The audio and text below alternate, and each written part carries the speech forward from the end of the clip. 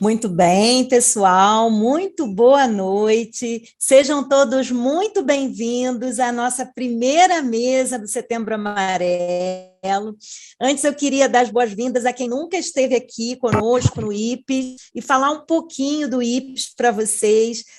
O IPES é um instituto de pesquisa, de estudos e prevenção do suicídio, criado, idealizado aí através do Laboratório de Análise da Violência da UERJ, e que possibilitou para a gente esse momento em que a gente pode hoje, no Setembro Amarelo, principalmente, falar desse projeto que a gente vai falar hoje, trazer essas convidadas que a gente vai trazer hoje com colaboração, e juntos essa força de união faz com que a gente possa trabalhar em prol da prevenção do suicídio, da prevenção da nossa saúde, da promoção da saúde mental, e a gente convida a todos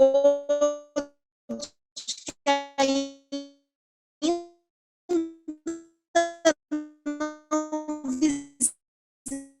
visitaram o site, a página, que ainda não conhecem os nossos projetos. Nós estamos de mesa, trazendo para vocês aí um pouquinho da história das nossas duas convidadas, e três, né, porque a professora Deise vai compor essa mesa também. Então, vou começar por ela, que é a professora Deise Miranda, que é doutora em Ciências Políticas pela USP, pós-doutorado em Sociologia pela UERJ, coordenadora do Ensino e Pesquisa e presidente do IPES, nossa idealizadora, nossa inspiração, que está aqui conosco hoje nessa mesa para falar um pouco do projeto que também estou assim para trazer, assim, para colocar para rodar, mas maravilhoso, que vocês vão conhecer hoje. Quero dar as boas-vindas à nossa querida Juliana Fleury, parceira, presidente da Associação pela Saúde Emocional de Crianças, a ASEC, pelo LARS da UFRJ, e idealizadora do movimento Saber Lidar, que nós vamos, quem não conhece, vai conhecer hoje, vai ver a profundidade desse movimento, que ela vai colaborar aqui conosco, contribuindo. Seja muito bem-vinda, parceira, amiga Juliana. Obrigada. E vou saudar também, de nada, a nossa querida Joana Fontoura. Seja bem-vinda a esse momento, é socióloga, é mestre em Relações Internacionais e oficial de Desenvolvimento e Participação de Adolescentes no Fundo das Nações Unidas para a Infância, a UNICEF, colaboradora aí num projeto lindo também, no projeto Pode Falar, e vai contar para a gente aí um pouco dessa história e dessa trajetória. Gente, temos aí um incrível encontro hoje, desejo que esse encontro seja realmente muito produtivo para todos nós. Muito bem-vindas, eu deixo a palavra, deu início aí desse processo.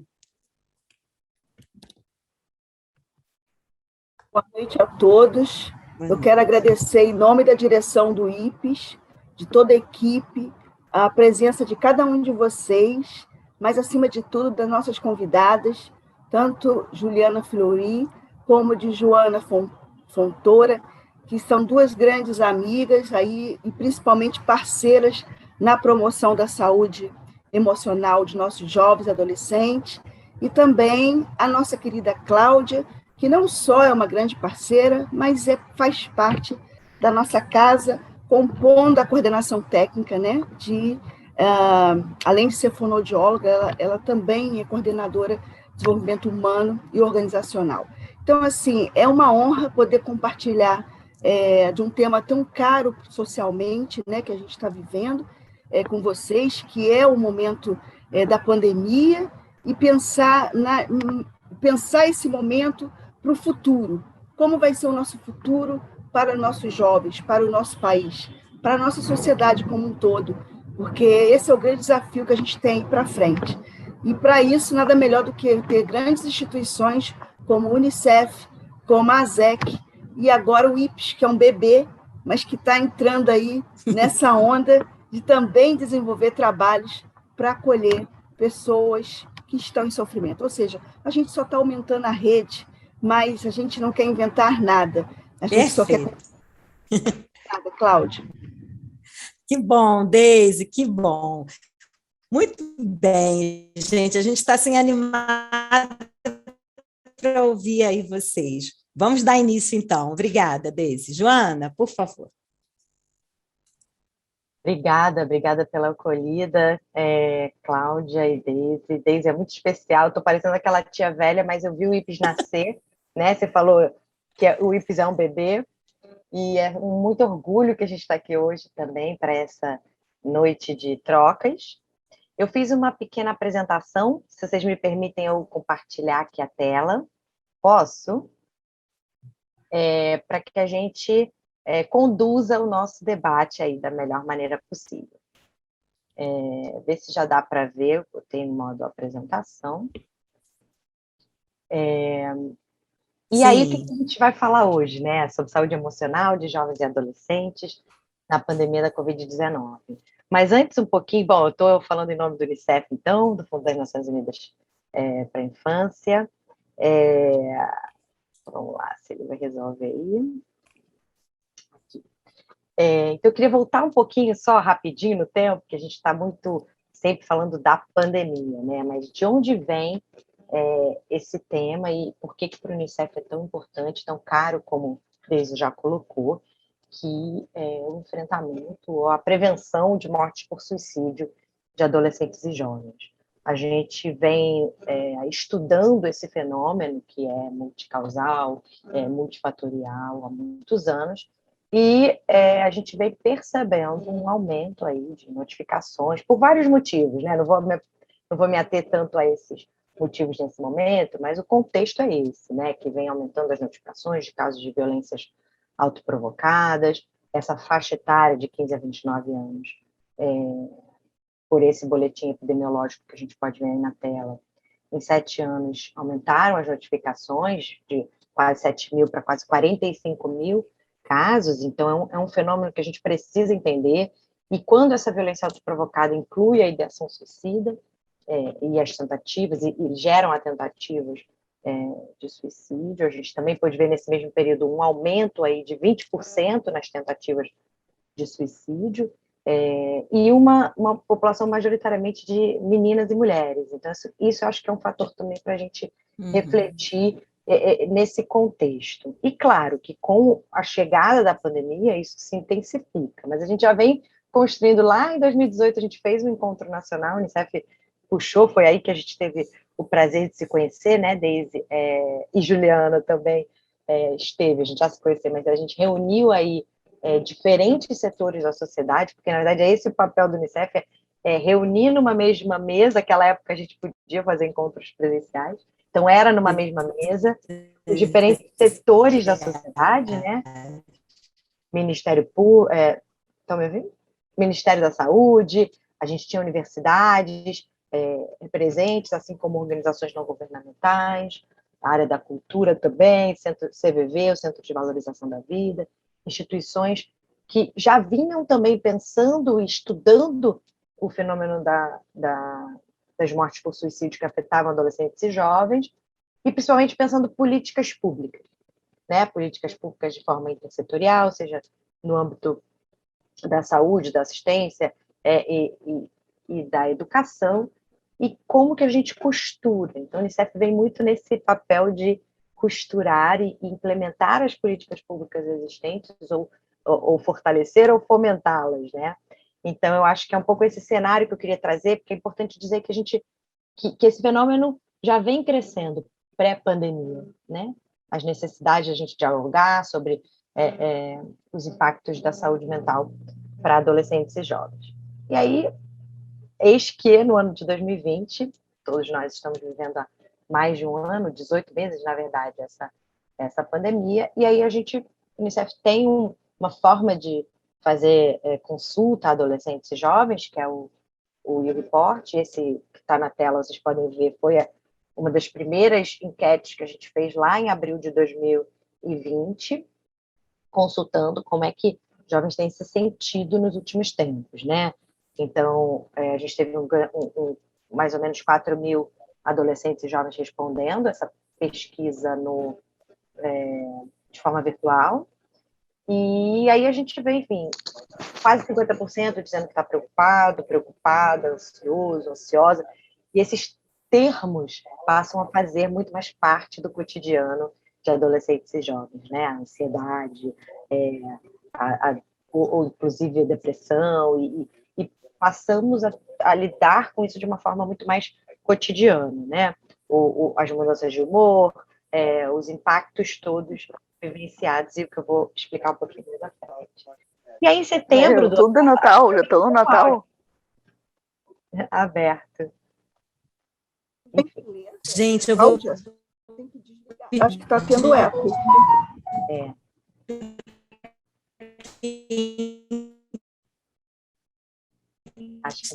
Quem tiver com o microfone aberto, por favor, para fechar o microfone.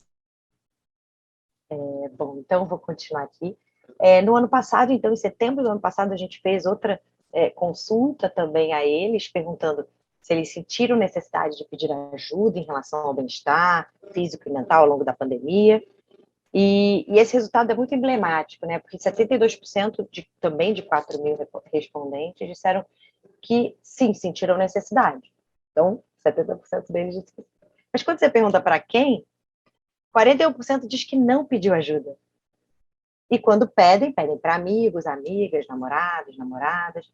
Então, tem aí um contexto importante da gente refletir como os espaços existentes para que eles busquem essa acolhida, né? Então, a gente também vê um grande potencial aí na relação entre pares. Então, como é que é importante a gente favorecer ou fortalecer essa relação de jovem para jovem, de adolescente para adolescente, numa linguagem segura, e como é que a gente faz que conheçam também os canais públicos, que não aparecem aí como opções.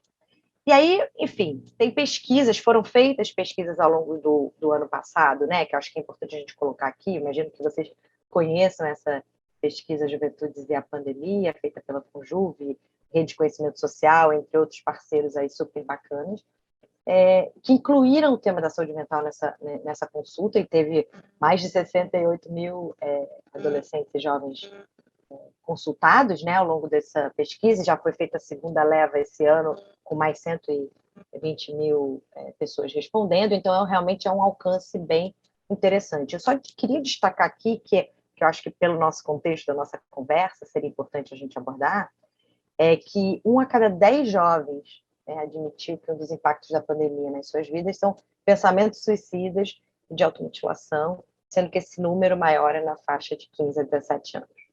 Então, acho que são exemplos ou evidências que a gente precisa lidar e abordar e trazer sugestões e soluções, e principalmente fazer com que as políticas públicas casem aí para a gente diminuir esse risco e proteger esses adolescentes e jovens ao longo do seu desenvolvimento. Isso foi uma pesquisa que o Unicef fez agora em maio de 2021 também, com o IPEC, pelo telefone, sobre a situação da saúde mental, e aí foi uma consulta por telefone, e aí que se perguntou se tem adolescente no domicílio, quando a resposta era sim, né, essa colunazinha da direita, a gente tem um total de 56 pessoas respondendo que pelo menos um adolescente na casa, quando tem, né, apresentou um dos sintomas. Quais são esses, né? Preocupações exageradas com o futuro, alterações no sono, ou insônia ou excesso de sono, mudanças repentinas de humor, irritabilidade, agitação, tristeza, choro, sinais e sintomas de ansiedade, como mãos frias, dormência, diminuição do interesse em atividades rotineiras. Isso também chama atenção quando a gente acompanha o desenvolvimento de adolescentes e jovens. Alteração no apetite, ou fome de mais ou de menos. E dificuldades para se relacionar também, controlar as situações de rotina. E a gente também vê uma relação estressante com o estudo, que não está colocado aí, mas a gente vê em outros momentos também, pelo excesso de uso de telas, excesso de uso de pressão online, né? Aquela coisa por conta de algumas escolas ainda continuarem fechadas, Brasil afora, né? Acho que essa relação aí com a educação, com acesso ao direito à educação, a gente precisa também colocar na mesa, porque é um espaço, acho que Daisy vai trazer muito isso, né? Um espaço de segurança, a escola como espaço de prevenção. Então, acho que é um contexto que a gente precisa muito refletir. E aí a dificuldade de manter relações e conexões sociais entre pares, que a gente percebe muito, né, na nossa adolescência, acho que vocês também têm essa lembrança, que a gente interage, é o momento que a gente quer interagir, quer estar com outros da mesma idade, e não estar dentro de casa com familiares ou responsáveis ou adultos, e a gente quer estar na rua. Então, essa relação aí tem causado bastante tensão. E aí a redução da prática de exercício físico, o uso excessivo da internet, por exemplo, as violências sofridas também dentro de casa, eu acho que é um fator importante para a gente considerar. E, além de tudo, a vivência do luto, né? Luto não só pelas perdas das vidas humanas ao longo da pandemia, mas lutos de situações não vivenciadas. Outro ponto importante é o ponto econômico, né? Que a insegurança alimentar e as diferenças aí que muitos sofreram por familiares que perderam seus empregos, ou os próprios jovens que estavam sem renda ao longo da pandemia. Então, o que isso causa e incertezas que isso causa em relação ao futuro. As mudanças de comportamento eu já trouxe no slide anterior, mas acho que é importante a gente colocar, enfim, essas adolescências, né? Eu acho que o conceito da diversidade aí é um pouco que eu queria enfatizar. Então, como é que se faz, ou como é que se age em relação às diferentes adolescências e contextos tão diferentes também sociais pelo Brasil afora. Então, o Unicef tem muito essa missão de garantir que os direitos, seja direito à educação, direito à saúde, direito à assistência, né, nos serviços, funcionem quando a pandemia estava no seu auge. Então, a gente passou tempos e tempos pensando, né, em ferramentas ou ofertas, ou algo que a gente pudesse fomentar para atender esse contexto aí.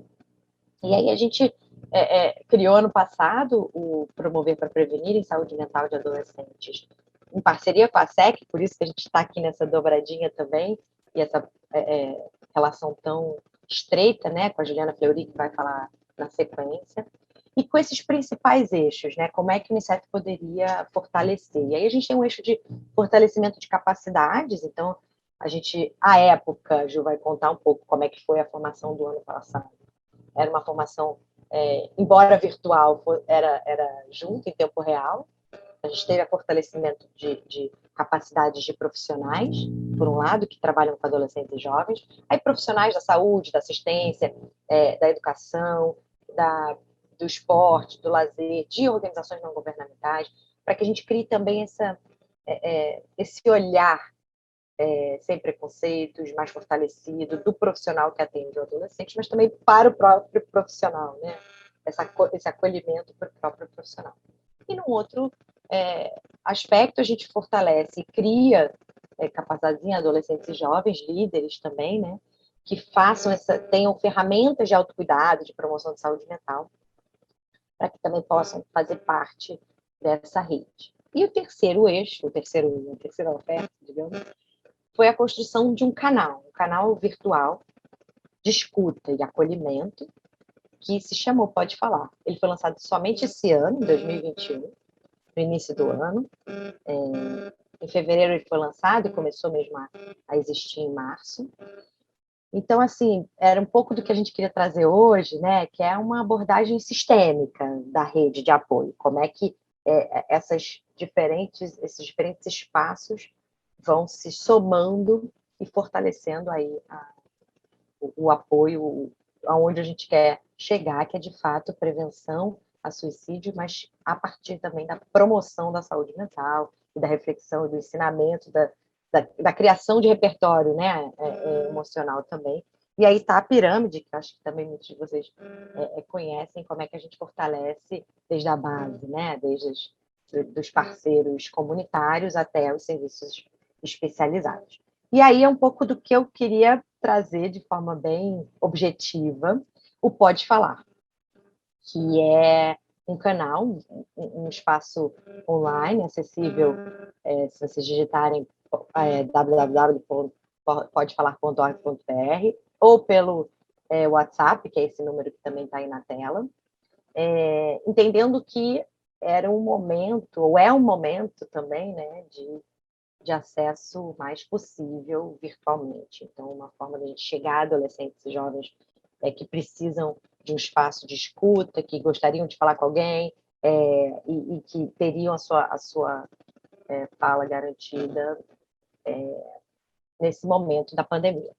E aí, a concepção do Pode Falar é um espaço virtual que tenha 3 áreas, né? Um primeiro espaço onde tem uma área de conteúdos, que é o Quero Me Cuidar, é um conteúdo confiável sobre como se ajudar e ajudar outras pessoas, que é esse conteúdo, que é essa carinha dele lá na plataforma, que vocês podem acessar, e cada linha dessa é um conteúdo. Então, a gente está colocando lá. Então, também convido vocês, se vocês tiverem o próprio IPES ou outros que estão nos escutando, né, materiais que sejam direcionados a adolescentes e jovens com essa linguagem. Então, a gente tem aí live sobre saúde mental na pandemia, na quarentena, dicas que se cuidem, de autocuidado, a gente tem e-book sobre adolescente, saúde mental, cards, folders, vários tipos de material, mas o mais importante, o quiz, por exemplo, do autoteste de ansiedade, está aqui também para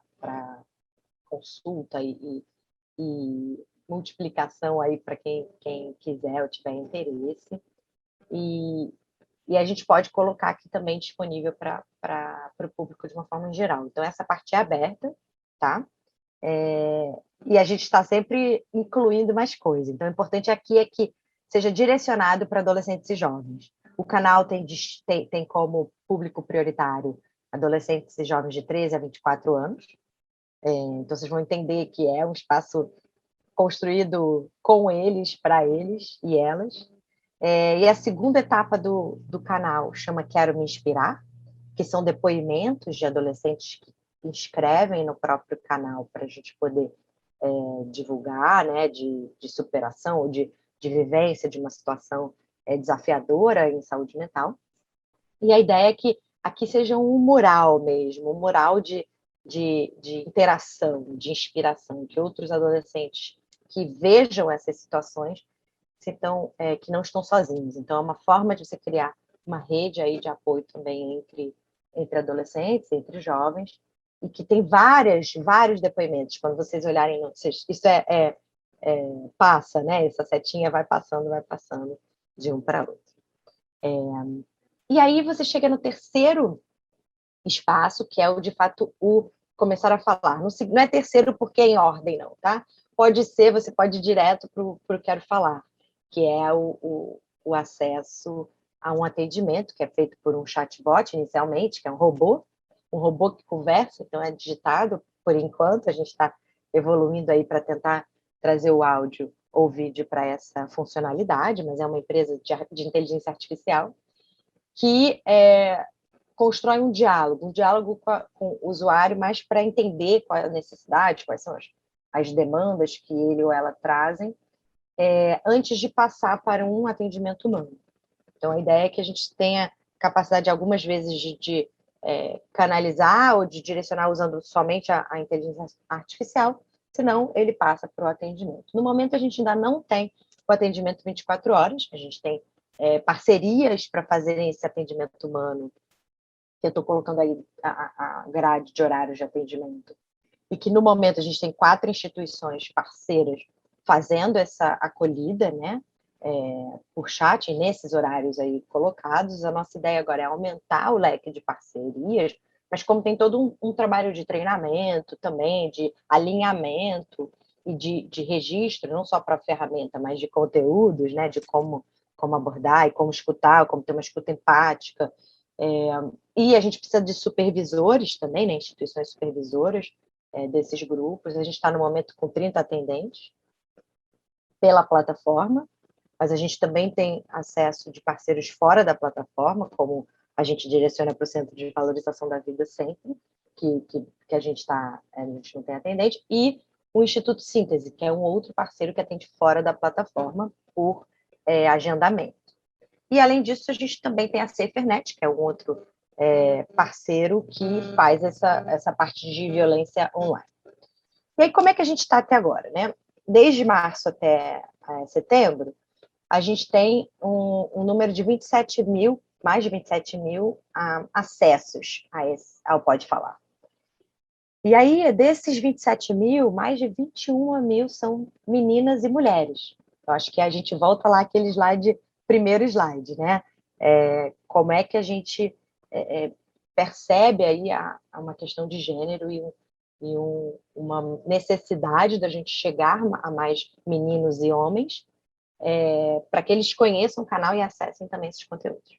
E aqui a gente tem também uma desagregação por raça, então, majoritariamente brancos que acessaram até agora, mas que se a gente junta também negros, pretos e pardos, a gente precisa entender também como é que a gente faz para chegar ainda mais usuários. E aqui a gente tem uma desagregação por estado, então a gente vê que os usuários de São Paulo, do Ceará, do Rio de Janeiro são em maior número. Então, como é que a gente vai chegar, de fato, quem está mais isolado ou com menos recursos aí nos seus municípios? Então, esse é o nosso momento agora de voar para chegar a mais adolescentes e jovens, para que eles possam acessar. Então, aqui tem os parceiros, como eu já falei, a SEC, o Movimento Saber Lidar, o Núcleo de Cuidado Humano, lá da Universidade Federal Rural de Pernambuco, o SEDECA de Rondônia, o Instituto Vitaleri, que é um Instituto de Prevenção e Pós-Venção ao Suicídio,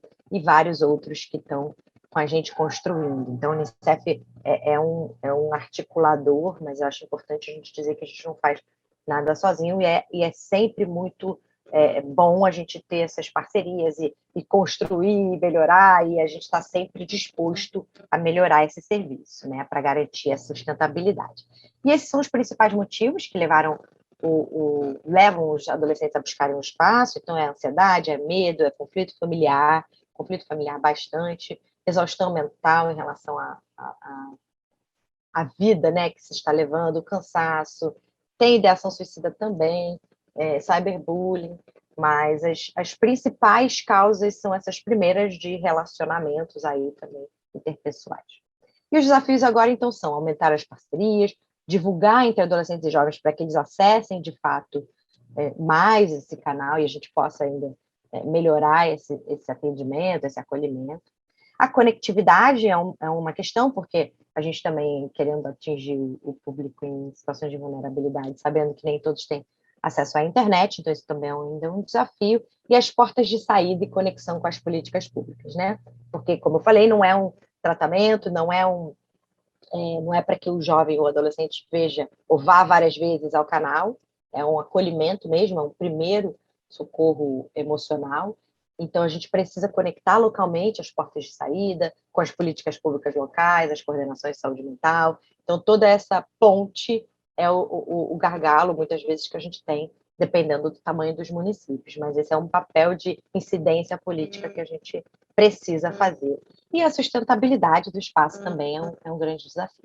E aí a gente tem conteúdos e publicações, que eu acho que é importante a gente compartilhar com vocês, que a gente vem construindo, guia de autocuidado, caixa de ferramentas, saúde mental de adolescentes, mas acho que é importante depois a Ju falar um pouquinho, sempre com participação de adolescentes e jovens. Então, aí estão alguns exemplos só de falas e de contribuições que a gente aprendeu muito ao longo do caminho, tendo sempre adolescentes e jovens dentro do espaço. E linguagens, como é que a gente chega, como é que mobiliza, como é que a gente engaja.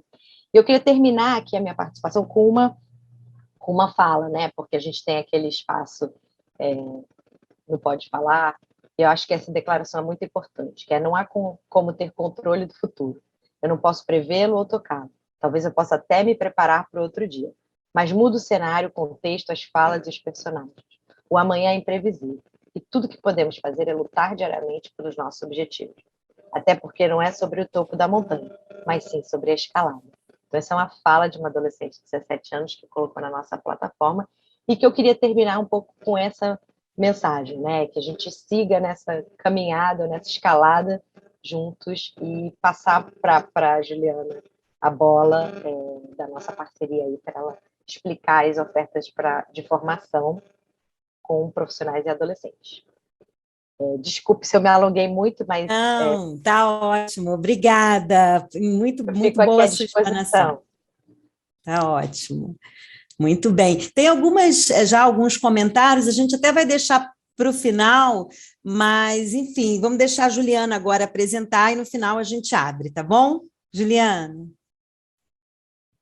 Olá, boa noite a todos e a todas. Já tem aí pergunta de como eu posso participar no Caixa de Ferramentas, Gisele. Eu deixar meu Já responde, Juliana. Já responde, Ju Fleury, vamos lá, né, Joana? Quanto mais, né, profissionais aí conosco, melhor, né? Eu, então, vou pedir licença também para compartilhar aqui a minha tela e... espero que a conexão ajude, né? E eu consiga aqui, deixa eu ver se está aqui, compartilhar. Ok. Ok. Então, vamos lá, pessoal. Estão me vendo, ouvindo aqui a apresentação? Sim, Juliana, tá ótimo. Ótimo. Então, né, boa noite novamente. E aí eu, Juliana Fleury, CEO da ASEC, venho, né, lhes apresentar para todos que já nos conhecem, já me viram falar muitas vezes agora, depois desse ano inteiro, 1 ano e meio de Covid, né, de pandemia. Então, somos a ASEC Brasil e estamos em movimento para promover, para prevenir em saúde mental. E é uma alegria enorme estar aqui, graças a Deise, com Cláudia, parceiras, Joana, e a todos vocês que estão nos ouvindo e nos prestigiando, ou que vão ver depois, né, para falar sobre esse tema tão, né, caro de todos nós, que é a saúde emocional de jovens e adolescentes, principalmente, né, na questão da pandemia. A Joana já deu esse contexto, que a gente já tem esse olhar de muitos anos, né? E a ASEC nasceu, tem o DNA do CVV. Então, mais do que tudo, a gente, né, estar junto nessa missão de o que a gente diz que é o promover para prevenir, mas cada um dentro das suas ações. Então, desde 2004, que esses, né, voluntários visionários do CVV viram que, né, eles passariam o resto da vida, como outros no mundo todo, nós fazemos parte de uma rede global de 30 países, e que fizeram a mesma pergunta: a gente vai passar o resto da vida cuidando, né, que adultos, antes eram adultos e hoje são as crianças cada dia mais novos em crise, em ansiedade, né, em sofrimento emocional. Então, a ASEC cresceu ao longo desses anos. Em 2018, eu assumi como CEO voluntária, e definimos mudar o nosso posicionamento, lançando o movimento Saber Lidar. Mas a gente nunca deixou de ter a nossa visão, que vem do nascedor, que é construir essa sociedade solidária e feliz, né? Então, a gente não tem como não ir adiante, né, e buscar contribuir para essa saúde emocional nas diversas áreas de atuação nossa, que é a escola, o mundo do trabalho, a sociedade como um todo. E nosso foco é, efetivamente, contribuir para esse pleno desenvolvimento de uma cidadania feliz, autônoma, e a gente trabalha aí, né, dentro desse contexto para nutrir esse ecossistema da promoção da saúde mental. E aí, não sei se todos, né, têm o conceito da questão do que é promoção e prevenção. Eu sempre trago, que eu acho que eu gosto de ser didática para poder trazer. Nós estamos hoje no mês Setembro Amarelo, que trabalha com a prevenção todos os anos. A gente está em campanhas, né, da Covid para evitar, né, que mais pessoas morram em nosso país. A gente tem pessoas que estão necessitando tratamento, porque elas já estão num estágio, né, de pedir ajuda efetivamente e receber essa ajuda, né? Mas a gente trabalha nessa construção do que é essa promoção. Ao longo prazo, né, poder fazer com que a prevenção seja mais um ato, né, do que uma função em si de estar anualmente, trabalhando essa questão. Então, a promoção trabalha nesse longo prazo para a autonomia, o autocuidado e o foco sempre na pessoa, e está conectado hoje, não sei se vocês sabem, mas os objetivos do milênio, eles inseriram a saúde mental só o ano passado dentro do ODS, né, da saúde. Então, quando a gente resolveu buscar esse posicionamento, né, do movimento Saber Lidar, a gente buscou um arcabouço, como nós somos baseados em evidências, nós buscamos um arcabouço que vinha da OMS, mas também da União Internacional de Promoção de Saúde e Educação, porque todas as nossas ações são focadas no educar, no fortalecer, né, no criar competências, no promover ambientes apoiadores solidários e promover resiliência, afinal de tudo. Então, a gente está nessa parte de baixo da pizza, buscando, né, criar uma cultura de promoção. Então, a gente vem com essas parcerias, né, e desde o nosso início, com esses programas todos, né, baseados em evidências, e aqui eu coloco também o Escola que Previne, que a gente tem a honra de estar parceiro do IPS, que também é uma ação que está promovendo para prevenir, né? Então, como promover ambientes saudáveis, e a pandemia nos colocou diante desse desafio que Joana, né, trouxe aí como dados. Então, o Promover para Prevenir nasce nesse contexto da Covid, né, e já tinha preocupação antes, né, como uma ação de fortalecimento, engajamento de jovens e profissionais, e tendo como base também uma parceria com o Linha, que é o Laboratório, né, de Interdisciplinar de Pesquisa e Neurodesenvolvimento, a professora Nara Andrade, que é doutora pela USP, pós-doc em Harvard, e a gente resolveu fazer o acompanhamento, então, dos jovens que estavam nesse projeto. Como Joana já apresentou, a gente trabalha intersetorialmente, ou seja, a gente atua de forma sistêmica. A questão, né, dos comportamentos, né, de violência autoprovocadas, e chegando até o suicídio, né, elas são multifacetadas. Ontem eu tive a alegria de estar no encontro com o IPS, né, com o grupo de Duque de Caxias, e fiquei muito feliz, porque a gente está justamente nessa caminhada articulando intersetorialmente para que não só apenas a educação seja o depositório desse aprendizado, né? O fortalecimento dos jovens passa pelo fortalecimento de todos os profissionais que estão, né, nessa rede de proteção, então, são da saúde, da educação, da assistência social, os agentes comunitários, os mobilizadores, que a gente chama pessoas que, de alguma forma, têm algum tipo de liderança, né, seja em coletivos, ONGs, com esses adolescentes. Então, essa articulação, ela é muito frutífera.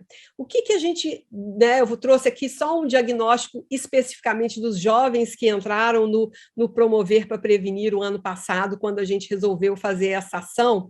E indo um pouquinho mais a fundo, eles já tinham essa preocupação realmente, como Joana apresentou, de ter problemas emocionais, de perder a família, as dificuldades financeiras bateram a porta, então, né, a questão da infecção, uma série de medos que pairavam os nossos jovens. Mas mais sério do que isso foi que a professora Nara detectou, através, né, de questionários, né, de autorrelato de saúde mental, que esses jovens já traziam diagnóstico de transtorno de ansiedade, de transtorno depressivo, né, de transtorno bipolar, então, de alimentares, e então isso realmente nos preocupou muito, porque a intervenção com os jovens estava focada justamente nesse fortalecimento, em sensibilizar e instrumentalizá-los em saúde mental. Então, as atividades do Caixa de Ferramentas, que foi a atividade, a intervenção com os jovens,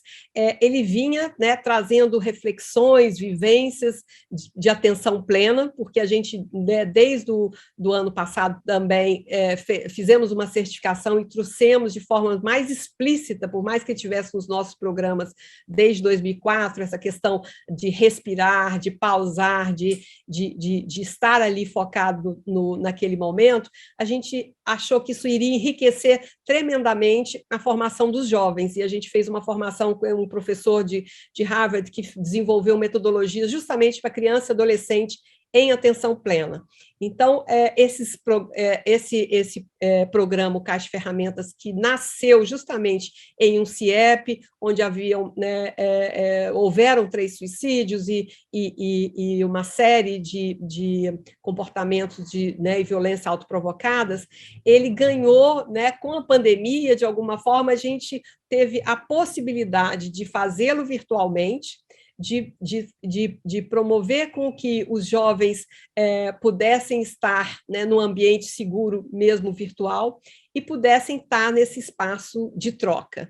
Então, a intervenção com os jovens ela foi curta, mas, como a professora Nara falou, me surpreendeu como os jovens estão abertos e necessitados dessa instrumentalização para cuidar de si. Então, esse guia do autocuidado, ele hoje está disponível, ele está até na biblioteca da USP, virtual, ele está no site do Unicef, e a gente tem, ele é o maior prazer, quem quiser trabalhar com os jovens ele é um guia muito prático, reflexivo e prático, para seguir essa trilha do autocuidado, que a gente entende ser o primeiro passo do fortalecimento socioemocional e da promoção da saúde mental.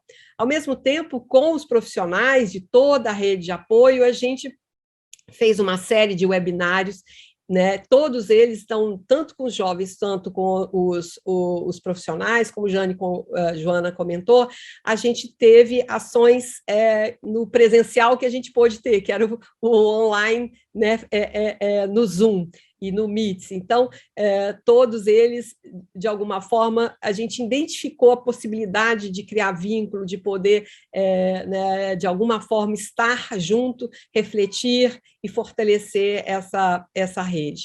Então, assim, os jovens trouxeram uma série de relatos interessantes, de que um caixa de ferramenta conseguiu se libertar, avaliar e levantar estratégias diante dos desafios, conseguir caminhar em alguns projetos que, para eles, estavam, nesse momento, tem sido ainda um momento bastante desafiador. As nossas metodologias trabalham com esse tripé do CVV, de uma escuta ativa, um acolhimento, sem julgamento. Então, os jovens sentem o respeito, a possibilidade de se abrir e não ser julgado, tendo seus sentimentos respeitados. Então, muitos jovens passaram a liderar outros encontros com os jovens, porque uma das premissas era essa educação entre pares, o Promover para Prevenir da Jovem, ele tem essa premissa de encaminhar, e a gente teve aí uma parceria ampliada com 39 ONGs, o projeto estava simplesmente só no Sudeste naquele momento, nessa primeira fase, 39 ONGs, capacitamos 1.029 jovens, que impactaram mais de 7.000 outros jovens em conteúdos que eles mesmos desenvolveram. Com os profissionais, a gente teve a possibilidade de profissionais da rede Sudeste, São Paulo, Rio de Janeiro e Espírito Santo, eles participaram desses encontros online, tipo workshop, e no final a gente identificou que o ponto-chave para eles de desafio passava pela questão de lidar com comportamentos de risco e luto. Então, a gente fez mais um módulo e houve realmente uma participação incrível com o professor Carlos Aragão, que é um especialista em violências autoprovocadas, em autolesão, e a gente deu a eles esse adicional, atendendo à demanda. Então, o resultado com os profissionais foi aí mais de 15.000 pessoas nos diferentes contextos impactados. Os participantes do curso, segundo a pesquisa, professora Nara, a gente está no final da pesquisa, fazendo agora num desafio enorme de fazer o grupo controle, porque a pesquisa acadêmica, ela para estar completa, ela precisa ver se os jovens que não passaram pela intervenção do Caixa de Ferramentas, para poder consolidar os resultados, mas todos eles disseram que os encontros proporcionaram uma reflexão de diversos temas, principalmente nessa questão de aceitação e validação dos seus sentimentos e contribuir com outros jovens, né? Então, 74% das respostas foram válidas, mencionaram os aprendizados significativos do curso. 42% respondeu que foi significativo o aumento do conhecimento e das trocas de experiência entre pares, né? 29% apontaram o aumento do repertório e estratégias para lidar com sentimentos agradáveis, e 23% mencionaram.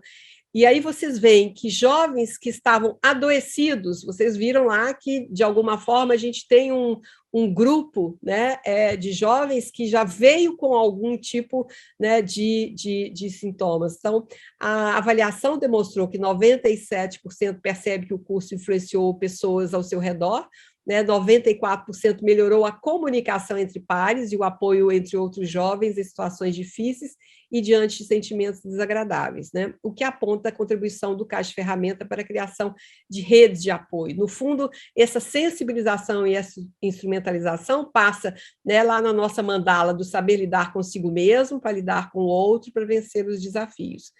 E os resultados perenizados dessa fase 1 foi que dentro dessa ação do Caixa de Ferramentas, a gente trouxe jovens para ser os nossos estagiários, e com isso nasceu o Movimento Saber Lidar Jovem. A gente, no primeiro ano do Movimento Saber Lidar, a gente também lançou o Movimento Saber Lidar Jovem, que está sendo agora apoiado pelo Google. Então, a gente, né, tem eles quiseram criar a casa própria. Na realidade, a SEC hoje mentoria e nutre, né, todo um movimento de jovem para jovem. E no lado dos profissionais, a gente também criou um canal, né, dentro do Telegram para poder nutrir essa comunidade. Mas, a partir de junho, quando essa primeira fase se encerrou e a gente está saindo do forno a sistematização da experiência e da inovação, que eu vou ter um prazer de poder depois compartilhar com todos vocês, vocês vão poder ver detalhes de como toda a implementação do capacitar, do praticar e do mentorear do Caixa de Ferramentas e das ações com os profissionais. A gente viu que a gente precisava escalar esses benefícios em termos de Brasil. E aí, a gente hoje está, a partir do mês de setembro, vai ser um mês de lançamentos, eu vou mostrar a régua de lançamentos de ativação, a gente vai ter diversos, né, cursos, alguns, né, esse para saúde mental, que é apoiado especificamente para multiprofissionais de saúde, assistência social e agentes comunitários, né, apoiado pela Johnson. Ele é um EAD básico, mas os nossos aqui, Promover para Prevenir, e essas trilhas do Zelar por Mim, Zelar pelos Outros, pelos desafios da geração Zelo, ele é totalmente desenhado de jovem para jovem, né? Então, está aqui também o Pode Falar, porque a integração com o Pode Falar e com 1 milhão de oportunidades, também iniciativas do Unicef, é uma das funções da geração Zelo. Então, aqui, todos os profissionais que tiverem interesse, né, a gente vai estar aí mostrando, vai estar nessa régua, esse calendário de ativação. A partir do dia 8, vai ser lançado esse curso de saúde mental, a partir do dia 15, o de profissionais da rede de apoio psicossocial de adolescentes, aos adolescentes, e a partir do dia 16, essa trilha de jovem para jovem, que está ficando espetacular. Eu não tenho nem tempo de trazer teaser, nem nada aqui, mas é assim algo que eu vou deixar vocês curiosos e querendo conhecer em breve, né? A gente pode voltar a falar sobre isso. Então, as duas plataformas, né, onde vão ter o curso de saúde mental e o nosso aqui do Movimento Saber Lidar, com essas trilhas que vão estar a partir dentro das próximas 2 semanas. Para além disso, a SEC tem uma série de materiais de apoio para jovens, para educadores, para famílias, e a ideia é justamente, né, dar essa continuidade aí, né, prosseguindo, unindo forças para reverter esse cenário atual, e a gente espera que no próximo Setembro Amarelo a gente possa estar aqui colhendo e compartilhando mais informações e dados desse sucesso, e também da Escola que Previne, que está aí, né, indo para o seu segundo segunda edição, né, Deise e Cláudia e Marcela de Caxias. Então, eu acho que a cada Setembro Amarelo a gente vai estar caminhando em prol, né, dessa promoção para prevenir, né, saúde mental e prevenir todas essas violências autoprovocadas, porque é muito triste. A gente vê, né, a gente tem inúmeros relatos mesmo de jovens, Joana trouxe alguns, e a gente chegou a ter jovens de 12 a mais de 24 anos. Então, ver como uma dose certeira, né, de apoio, de acolhimento, de espaço de fala, de escuta, isso é para eles muito precioso. Então, eu né, faço forças, pego na mão dessas minhas companheiras, porque juntas, né, a gente quer mover aí montanhas para poder ajudar esses jovens. Muito obrigada pela oportunidade, não sei quanto tempo falei demais, mas... Tá ótimo. Juliana, que lindo, olha, encantada aí, com tantas ações, eu acho, já tem uma porção de coisa aí no chat, ainda bem que a Joana está conseguindo responder algumas coisas já direto mesmo, obrigada aí, Joana, mas o mais bacana é essa união aí, todo mundo, né, todas as ações que são criadas em prol dessa promoção da saúde emocional, da saúde mental, então, assim, de auxiliar os jovens. Então, que trabalho bonito, eu acho que a gente tem aí muito a contribuir e a unir forças, como você falou. Muito bem, obrigada, Juliana. Eu vou convidar a nossa querida Deise agora para poder fazer a apresentação dela também. Deixa eu ver onde obrigada, ela... Cláudia, obrigada, Juliana, obrigada, Joana, porque tudo que vocês falaram complementam, e mais que complemento, né? A gente mostra o quanto que a gente está integrada aí numa força para o mesmo objetivo, né? Que é salvar vidas, promover uma vida mais saudável para a nossa juventude e para o nosso futuro, né? Porque a gente está aí trabalhando para isso. Mas, como eu disse inicialmente, nós aqui no IPES, nós trabalhamos há pouco tempo com essas ações, mas no campo da intervenção, no que tange a promoção da saúde e a prevenção do suicídio, a prevenção de violências autoprovocadas no ambiente escolar. Mas a gente sabe que para poder fazer um trabalho de intervenção de qualidade e confiável, a gente precisa de informação, né? Por isso que todas as apresentações aqui foram fundamentadas em estudos científicos que se comprometeram em testar qual foi o impacto, ou qual tem sido o impacto dessas mudanças que a gente vem sofrendo. A gente foca na pandemia, porque estamos vivendo a pandemia, mas não diferente da fala da Juliana como da Joana, principalmente, que trouxe informações de pesquisas de referência, o quanto a gente que vem trabalhando como pesquisador, por isso que eu estou fazendo essa fala, esse marco, né? Porque a minha fala é de uma pesquisadora, aprendiz com quem trabalha há muito tempo com esses projetos de intervenção. Eu até então só vinha trabalhando nos estudos para entender melhor, afinal, o que levam adolescentes e jovens a buscarem estratégias que os vulnerabilizam cada vez mais. O que mudou na estrutura da sociedade, o que tem, porque a gente está falando com esses marcos históricos, né? Seja do momento em que vieram as baleias, depois os 13 porquês, né? São momentos mais recentes. Mas a gente, as taxas de suicídio no Brasil, de jovens, principalmente de 10 a 19 anos, vem crescendo desde 1995.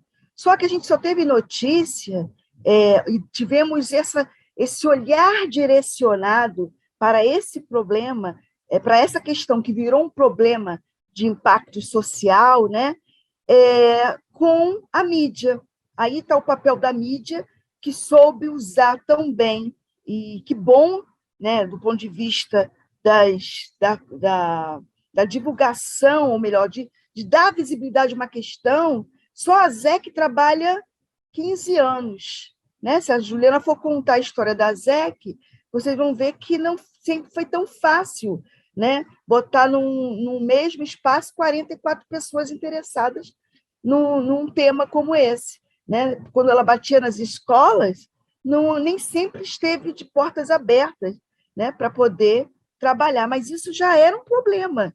Só qual era o problema das escolas? As escolas tinham medo de falar, mas tinham medo de falar com os adolescentes, ainda têm medo porque desconhecem o problema e, muito mais que isso, as ferramentas para intervir e fazer a prevenção e, principalmente, a pós-venção.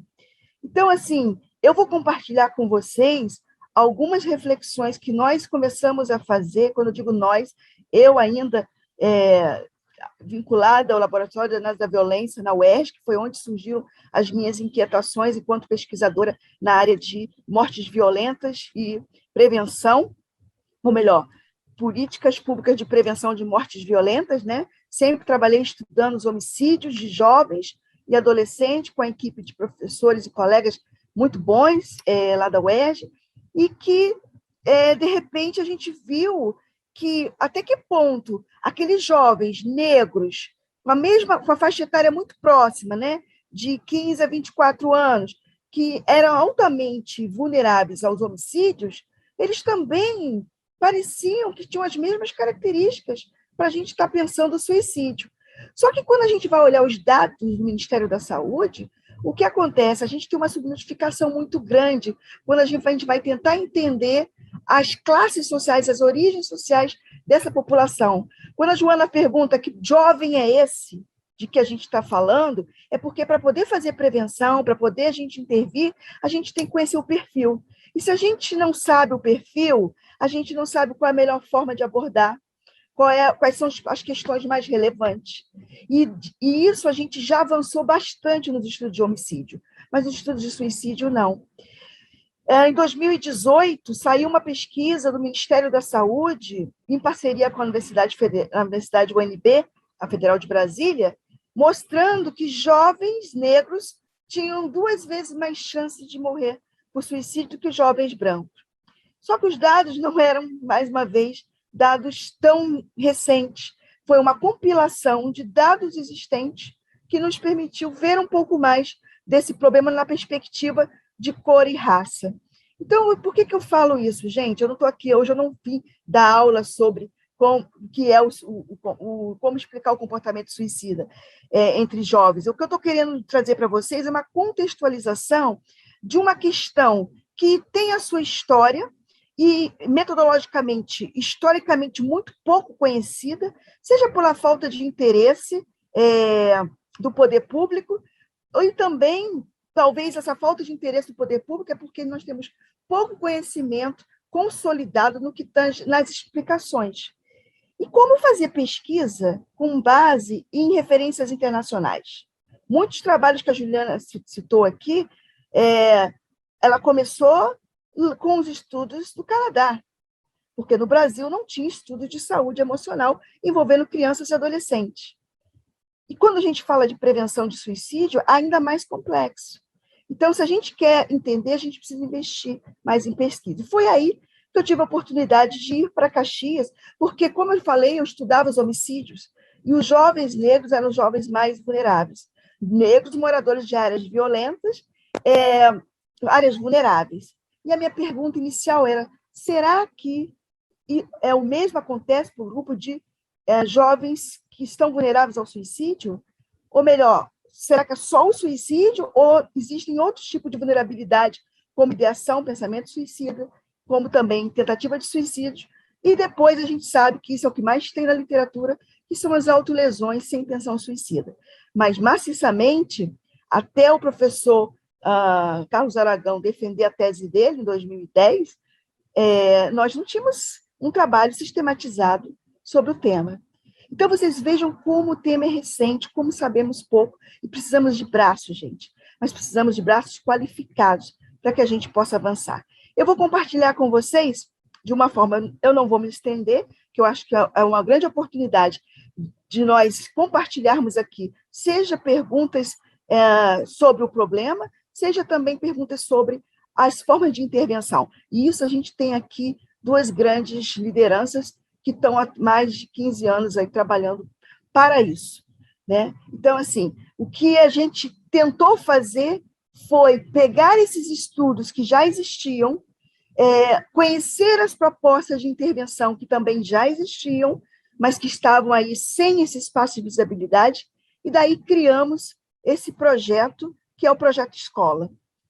Eu vou falar um pouquinho para vocês desse projeto e compartilhar momentos-chave dessa trajetória que nós vivenciamos, seja a ASEC como parceira, seja a Comunicação e Expressão como também parceira, e outros colegas individuais, professores, pesquisadores, que estiveram conosco na construção desse trabalho. Então, vocês vejam como é trabalhoso construir essa trajetória, seja por falta de apoio, seja por falta de conhecimento, mas nós estamos num bom momento. Não sei se o termo um bom momento, porque nós estamos juntos, porque nós chegamos no limite, né? Não é mais possível a gente caminhar sem dar espaço para esse jovem que sofre muito, que as pesquisas mostram que esses jovens sofrem muito e sofrem calados. Não é à toa que, quando eu ouvi Joana dizer que os jovens não buscaram estratégias de apoio, não compartilharam o seu sofrimento, a gente já estuda isso desde 2000, quando nós também estudamos com a população adulta nas áreas mais vulneráveis e nas áreas mais ricas. E aprendemos com jovens, com pessoas adultas, que isso já era um comportamento esperado. Mas o que me surpreendeu, seja na nossa pesquisa, seja nas pesquisas mais recentes, é que o jovem que hoje se diz em sofrimento é o mesmo jovem é o mesmo adulto que se declara também em sofrimento. E do mesmo problema, ou seja, esse jovem de 13 anos até os 30 anos, se ele não morrer até os 25, ele simplesmente traz um conjunto de trajetórias marcadas de traumas, violências, de medo. E aí, o que fazemos? E é isso que nos faz estar juntos aqui nesta noite, para pensarmos juntos estratégias e possibilidades, e vocês verem que é possível. Não é à toa que a ZEC se capacitou, impactou 15 mil pessoas. 15 mil pessoas em um ano, gente. Se eu estou errada, é um ano, Juliana?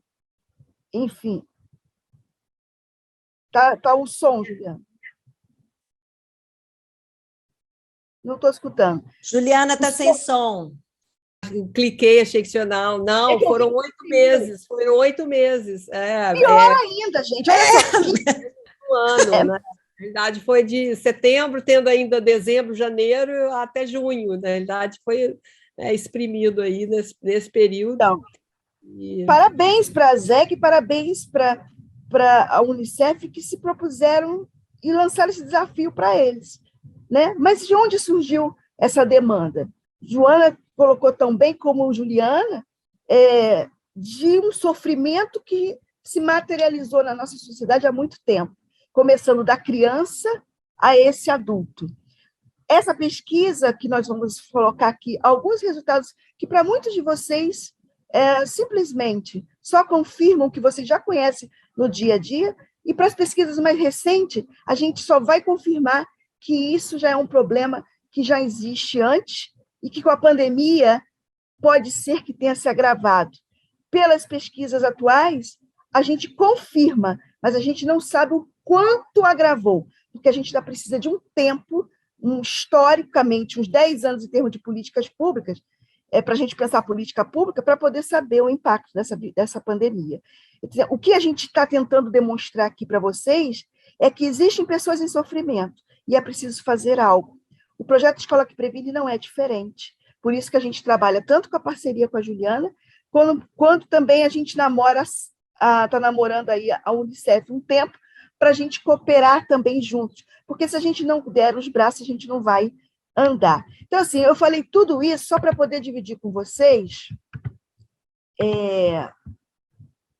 não sei se vocês estão conseguindo ver, esse é o símbolo inicial do projeto que virou a marca de identidade do IPS, de identidade tanto para nossas ações, quanto de identidade para as nossas pesquisas e nossos estudos. Daí criamos a nossa área de pesquisa, Juventude e Violência. O que é esse projeto? Como eu disse, é um projeto que não pode começar, seja onde a gente quiser intervir, sem ter uma pesquisa de diagnóstico. A gente só começa um trabalho entendendo qual é o perfil daquela população. E assim nós fizemos em Duque de Caxias, porque também já estudávamos Caxias há muito tempo e sabíamos que Caxias era um município do estado do Rio de Janeiro com uma das maiores taxas de homicídio de jovens adolescentes negros moradores de áreas vulneráveis. E quando nós fomos ver os dados do SIM nos últimos 10 anos, era de 2005 a 2000, entre 2005 a 2015, ou seja, em um período de 10 anos, o município que mais teve registros de 10 a 19 anos era de Caxias, mas primeiro Nova Iguaçu, mas segundo Caxias. Só que, infelizmente, Nova Iguaçu não quis nos receber porque ainda não entendeu da necessidade. Mas Duque de Caxias nos acolheu e, por isso, nós fizemos o trabalho, né? Nós escolhemos 4 distritos que revelam o perfil das taxas de homicídio. A gente ainda não tinha como ver, para vocês terem ideia.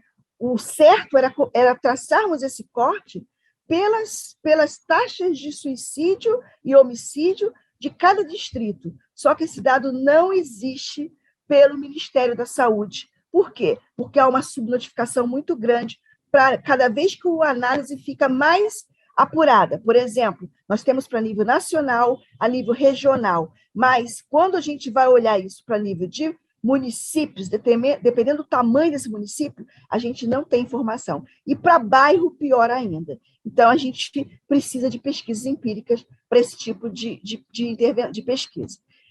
Só que para fazer pesquisas com esse tema, gente, não é fácil. A gente precisou fazer um trabalho de sensibilização para poder coletar, chegar aos adolescentes, tendo a permissão dos seus responsáveis. Então, nós fizemos roda de conversa, onde ali já ficamos assustados.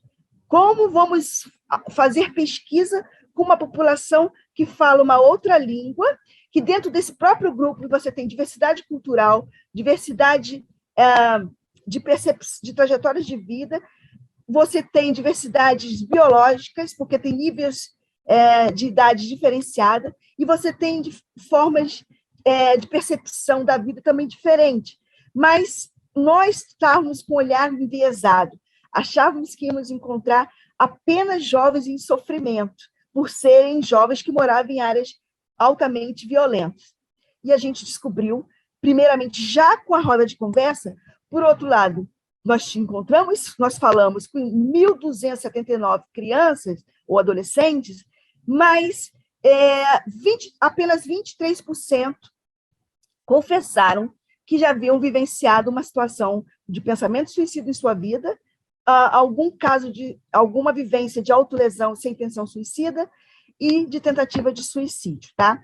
Desse total, a gente viu, ainda dos 288 casos, nós vimos que a maioria declarou ter uma história de tentativa de suicídio. O segundo foi autolesão e a terceira foi ter pensamento suicida. Nós ficamos muito curiosos, porque como que tem mais casos de tentativa do que de autolesão? Aí nós descobrimos que a forma como os jovens também entendem as violências autoprovocadas eram diferenciadas. Então, muitos deles romantizavam, com todo o respeito, com a dor que aquelas crianças traziam.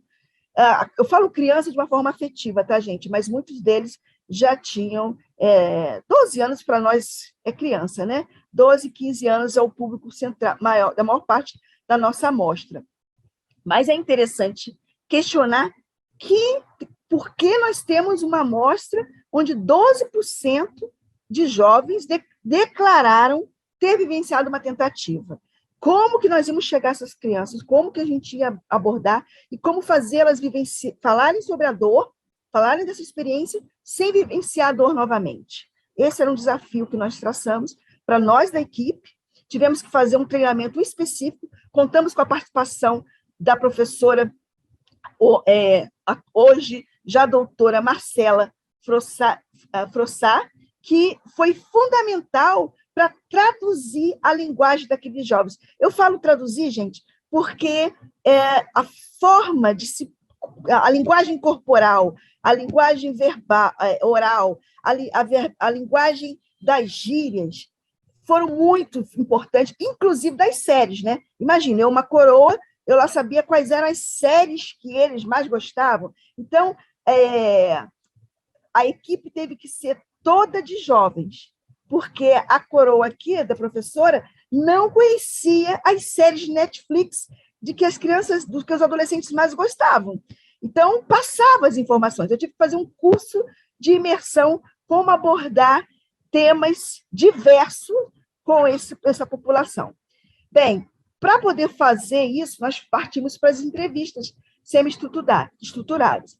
Então, nós vimos que era importante fazer um trabalho de história, de levantamento de história de vida. Partimos desde a história individual, familiar desse adolescente, até os sentimentos de segurança, sua percepção de exposição à violência, os estilos de vida, rotina, crenças religiosas, namoro, sexualidade, a percepção do corpo, ou seja, nós mapeamos todas as questões que apareceram nas rodas de conversa, que traduziam aquela realidade dos jovens moradores de Saracuruna, de Imbariê, de Olavo Bilac e de Vila Canaã, que são contextos diferenciados. No nosso livro, porque o Projeto Escola, a gente fala um pouco mais, a gente já está em construção desse livro, né? Já há um tempo que a gente está trabalhando isso, mas também por conta de verba, porque para fazer um trabalho como esse, a gente, como diz Juliana, cada ano a gente conta um pouquinho, uma parte, porque a gente também conta com a necessidade de apoio para poder se investir nesse tipo de estudo, e o estudo que nós fizemos é muito preliminar. Nós precisamos de mais investimento para poder fazer... nós fizemos o grupo controle, e foi muito importante fazer grupo controle, porque a gente viu, de um lado, a força desse jovem, no mesmo contexto escolar que a gente viu um jovem que já havia tentado suicídio 5, 6 vezes, nós encontramos jovens que tinham sonhos, que tinham planos, que queriam ser artistas, que queriam brilhar, mas que não queriam sair do seu município. Isso que eu achava mais interessante, porque gostavam de estar no município, porque tinham orgulho de ter uma família que eles tinham. Queriam estudar, ou uns não queriam estudar, mas queriam novas oportunidades. Talvez não fizeram essa escolha por falta de oportunidade. Então, como eu disse, nós entrevistamos 56 jovens, adolescentes dessas escolas, sendo que 9 eram também professores, 5 coordenadores de ensino e 7 diretores. Quais foram os resultados? No termo geral, os nossos resultados não são diferentes. Eu vou só frisar alguns resultados que diferenciam do que tanto Joana colocou para o contexto da pandemia, como Juliana vem trazendo também do tempo que ela vem abordando esses jovens, né, nos contextos da Caixa da Ferramenta, que também foi muito importante para a gente fazer esse tipo de trabalho. Mas o que nos chamou a atenção? A gente achava, como vimos na pesquisa Vítimas Ocultas da Violência apenas com adultos, que o jovem que morava nessas áreas, eles iam apresentar algum tipo de transtorno, algum trauma pós-traumático, por conviverem com tiroteios, ver corpos. E a gente aprendeu que o sofrimento emocional, principalmente depressão e ansiedade, estava muito mais ligado à possibilidade de perder a sua referência afetiva, normalmente eram os avós, a dificuldade de conviver com essa transição da infância e da adolescência, a questão hormonal.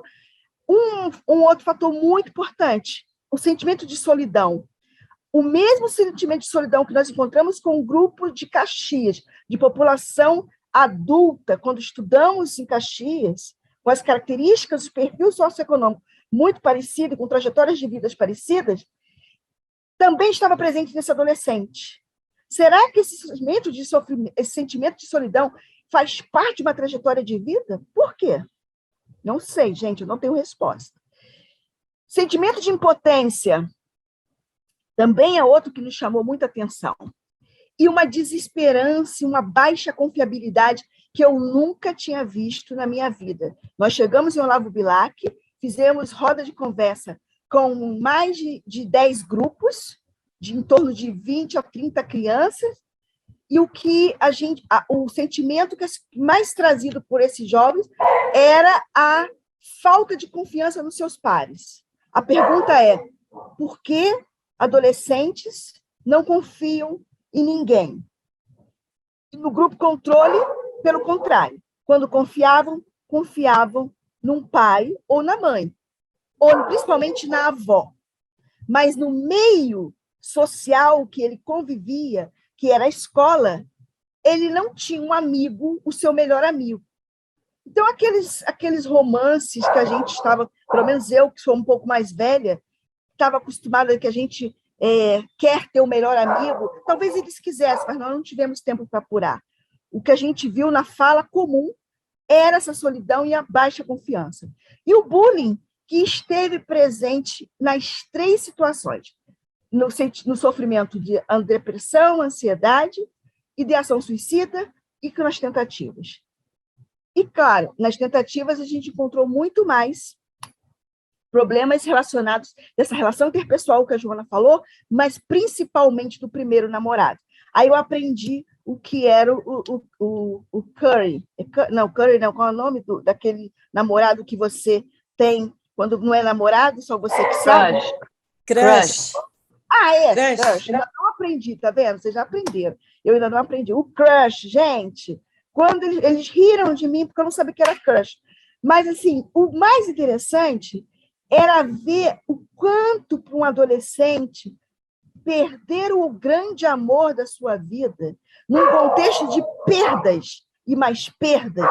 Eu não estou falando de um jovem que nunca perdeu nada. Não, ele perdeu o irmão aos 4 anos, ele vive num contexto de convívio com o algoz, ele sabe quem matou o irmão dele, mas ele tem que conviver, porque se ele falar, ele morre.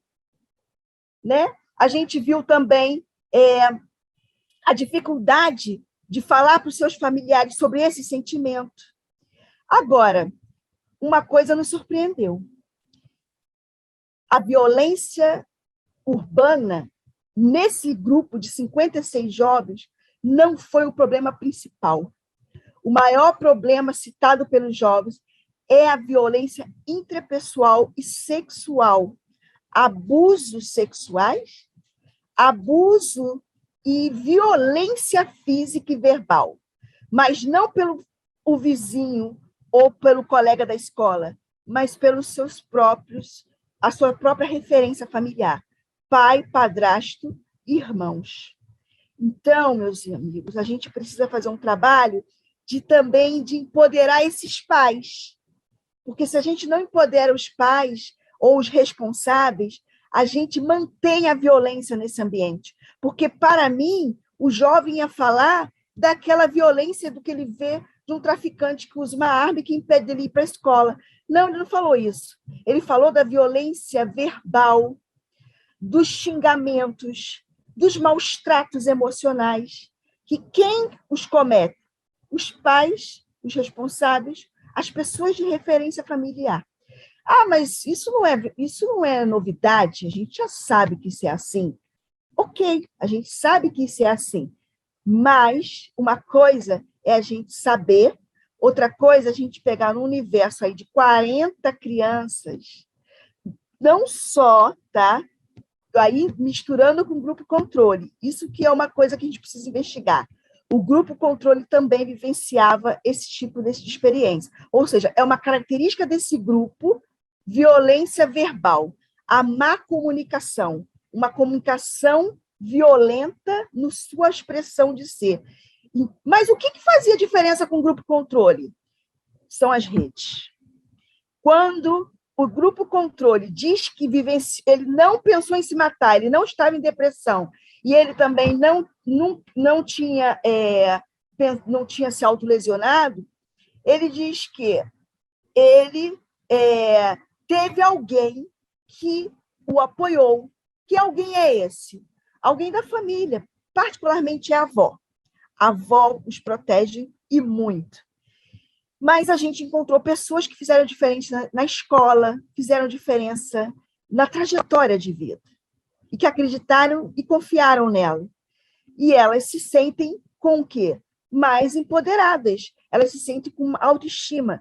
Até a performance, gente, era muito interessante. Eles achavam que as entrevistas eram uma entrevista tipo da Rede Globo. Então, a gente simulou, criamos um microfone para que eles pensassem que estava gravando para a Rede Globo. E aí a gente conseguiu tirar pérolas, porque eles contavam fazendo performance de como que era aquela violência e como que aquilo impactava na vida deles. Sem perceber que estavam dando uma entrevista, e, claro, eles nos autorizavam a gravar, e os seus pais também. Mas, enfim, resumindo, eu teria que ter mais tempo para contar mais sobre os resultados dessa pesquisa. Mas, se Deus quiser, em breve a gente vai conseguir publicar e compartilhando o contexto antes e depois da pandemia, porque agora nós vamos ter a oportunidade de fazer esse trabalho no contexto da transição da pandemia, o retorno à escola, com a participação novamente da ASEC, dos parceiros anteriores, e agora eu não estou mais na UERJ, mas eu deixei pessoas muito queridas, e nós vamos contar aí com a participação do Dorian Borges, que vai estar conosco, mapeando essas vulnerabilidades de uma escola, porque a gente não tem verba para poder fazer em todas as escolas. A gente ganhou a chamada pública da Fiocruz, e que vai nos permitir não só fazer uma nova pesquisa, não com as mesmas pessoas, porque muitas delas já saíram da escola, mas vai nos permitir também, principalmente, implementar a formação, mas, acima de tudo, oferecer do início ao fim do projeto, os 12 meses, apoio psicossocial financiado pelo projeto.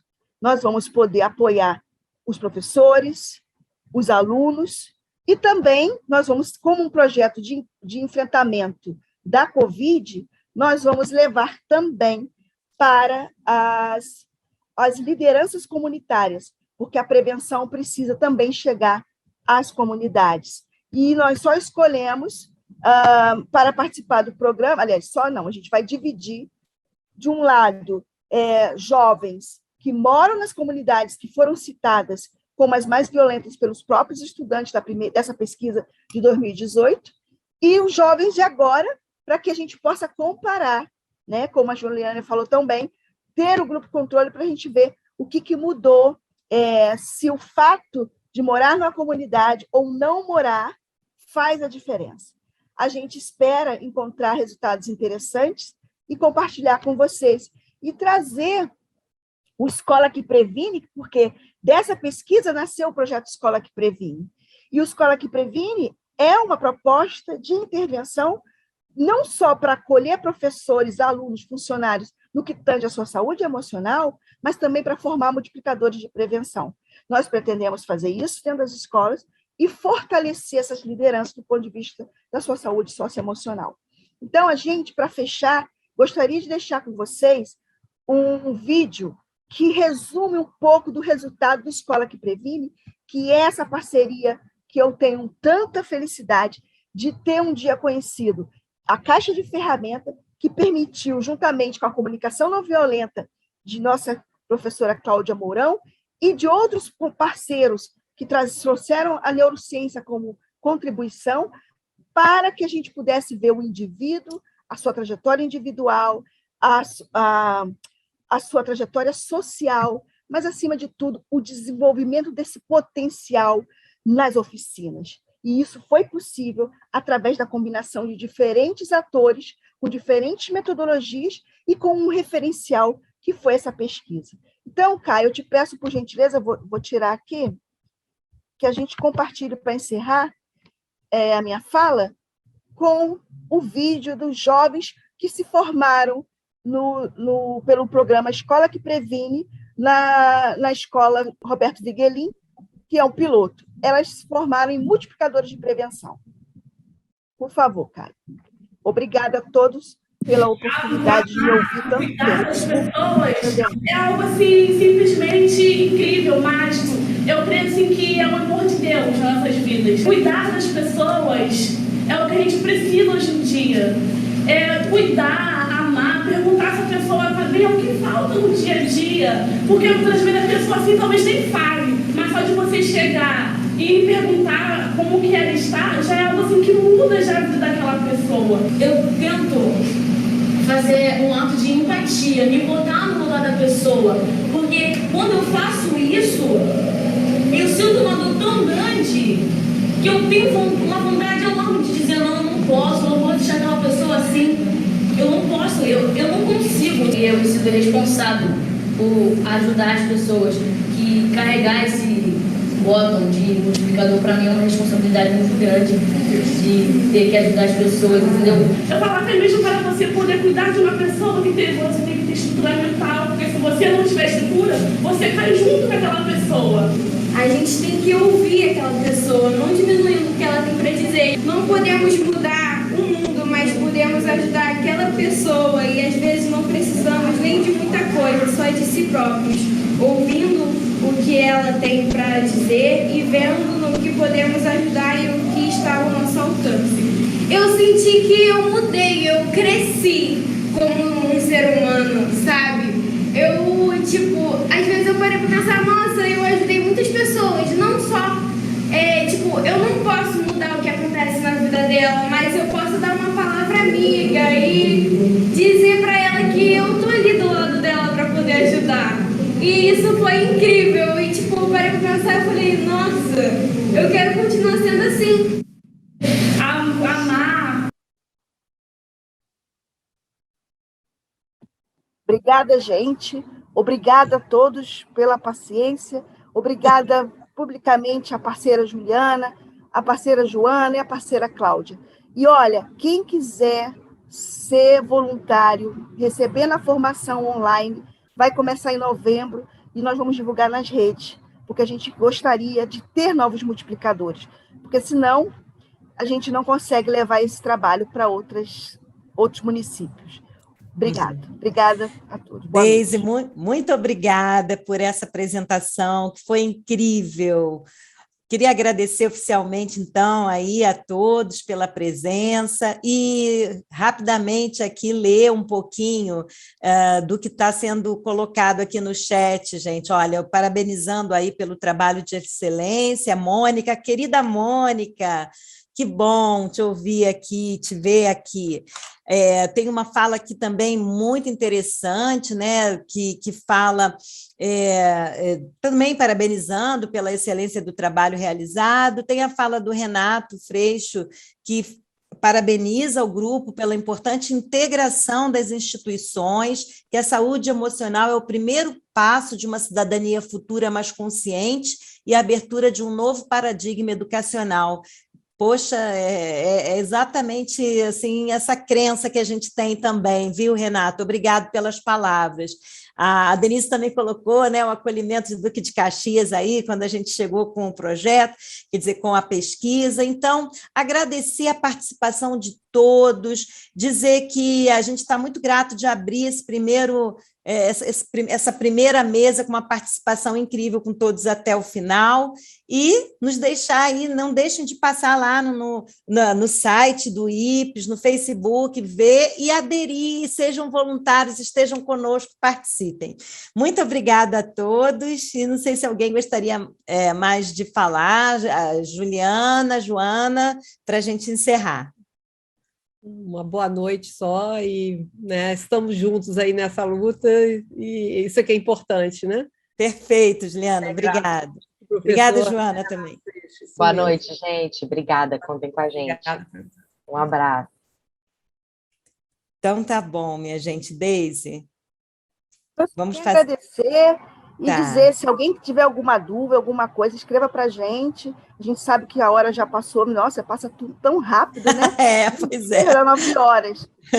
Mas, enfim, escreva para a gente. Caio, você pode colocar aqui, por gentileza, o e-mail do IPES, Juliana, Joana, se quiserem colocar também os seus contatos para que as pessoas possam falar com vocês, tirarem dúvidas, porque o tempo é curto, então a gente não tinha como estender. Então, assim, eu já encerro. Eu estou crente que era 8 e pouca, Cláudia, agora que eu vi que era 9. Não, mas, gente, olha, foi incrível. Nossa gratidão aí. Estejam conosco aí, acompanhem aí nosso site, nossos movimentos, que vão também acompanhar o movimento aí de todas essas instituições que são parceiras.